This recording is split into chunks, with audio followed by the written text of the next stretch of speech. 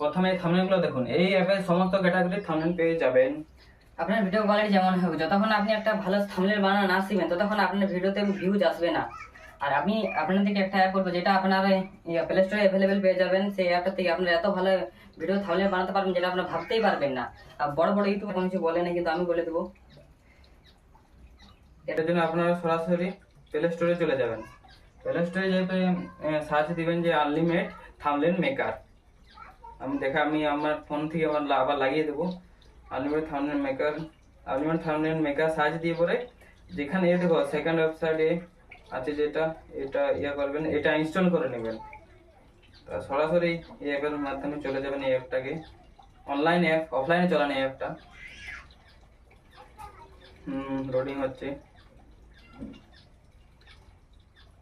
হয়ে গেছে লোডিং।